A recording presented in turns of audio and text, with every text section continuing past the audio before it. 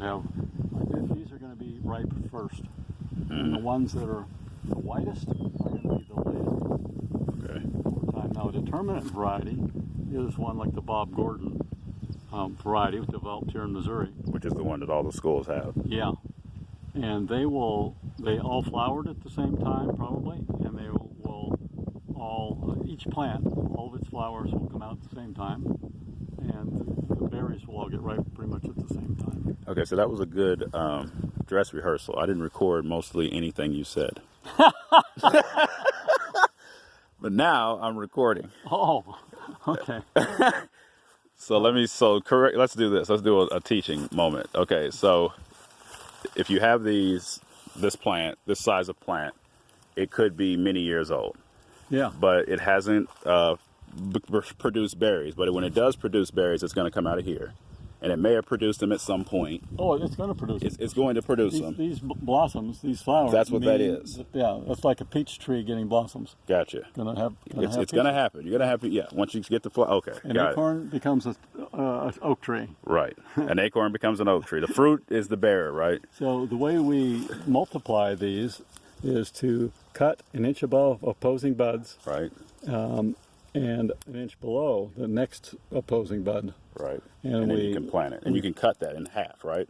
Not in half. Okay. You don't cut between them. Don't cut between them. You need 2 sets of opposing buds. 2 sets of opposing buds. One in the ground and one up. Gotcha. 2 One's sets. going to root. Okay. So the roots are going to come out of that opposing bud. Uh-huh. And just above it, the leaves are going to come out of the opposing buds. Right. Yeah. Okay, great. Got it. And then by the end of the growing season, or its growing season, like if we had these in the ground in April, they would be probably half this tall already. Okay. They grow really quickly. Gotcha. They grow like this in what, 6 months? Yeah. Okay. And then what's the health benefits of them again? Oh man. Immunology, it's the greatest antioxidant, anti-inflammatory. The immune system, it's a strengthener. People don't get colds. So it's being studied now by the research people at MU for not only as preventative measures, which I just mentioned, but also curative. Right. For dementia, for instance. Oh. For pancreatic cancer. So Hippocrates called the elderberry, the elderberry, right? Said that it's the medicine chest of the people. Because they grow on all the continents, in almost any latitude. And you can use all of it, right? Yeah. All the way from root to the flower, root to the berry. Hippocrates said he could cure any disease with the elder plant. Wow. Yeah. So you can make tea, you can make jam, you can make syrup. Yeah. There's something I picked up at the workshop I attended yesterday. I attended 2 one-day workshops, and there was a conference this weekend that I'm here at the college, not at the conference. What I learned is that these little nodules, if you come on in here, you can see these little spots. Those little spots are those little nodules emit a sweet vitamin mineral packed substance. So the pollinators, all the bugs that go from plant to plant gathering stuff, go to those little nodules. They don't necessarily go to the flowers. So that's one interesting thing about this plant that's kind of distinctive. Yeah. Another thing is that down below the soil, the same types of emitters are present. Oh. And they have a syncopation, a symbiosis with other plants. There's an exchange. Okay. So this plant does, it's quite marvelous, quite fascinating, all of the benefits and intricacies that this plant allows us to investigate and wonder at. Yeah.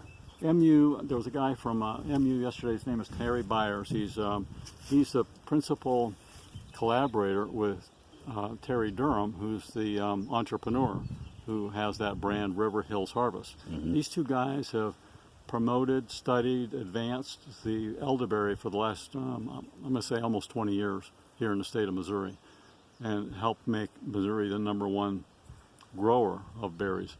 And Terry Durham is has the only company that I know of that produces the juice on a commercial basis. And he's very stringent about what berries he uses. He grows himself, but he can't possibly grow the demand that he's created. health food stores carries the River Hills Harvest. And not only the fresh juice, but they have jam and jelly and cordials and syrup and there's plenty of room for entrepreneurs of Right. maybe smaller producers to make their own tinctures and salves and lotions and things with the elder, because all these medicinal properties that we spoke of earlier are present in this elderberry. The fact is, however, that the least process is the raw juice, and so that has the most potential minerals or benefits. Right. Each time we process something, we lose a little bit. But even the wines, elderberry wines, still have a medicinal quality that other wines don't. Mm. The elder's quite the plant. It's been around for millennia. It's been on cave walls, uses pigment on Right. cave walls. Even in the pharaoh's tombs, there were elderberries for the journey after life Okay. for the pharaoh and his family. So it's an open market right now. And we're way behind in terms of production.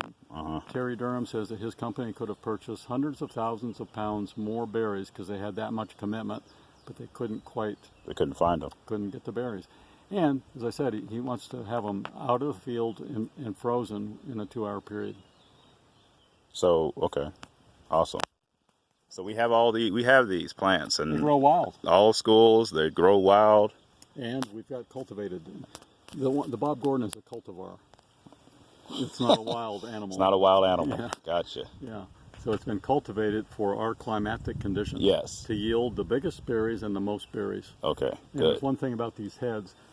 These heads, when they have the berries on them, will probably be in a similar shape as they are now. Uh-huh. The Bob Gordon, because its berries are a little heavier and more massive, it will drop down, which makes it less of a target for birds. Mm-hmm. When they're standing up like this, birds can land on those little stems and just And have they'll a fall feast. off. Oh, they can when it's strong like Yep, this. yep. I see what you mean. Okay. So these are wild. These are here. These are different, yeah. But it's a good example still. Yeah, and these are new ones down here. See, Okay. these are new plants. See the leaf structure. The leaf is one leaf out on the end. One right there. There's one leaf out at the end, and then opposing leaves. Gotcha. So it's very symmetrical. Opposing. Gotcha. And then so we've got that light green color, Uh-huh. and all of these are new elderberry plants that'll continue to grow. So it's balanced. Yeah, it's got a leader. Yeah. It's got one guy out front and Right. then opposing. Okay. Well, that's great.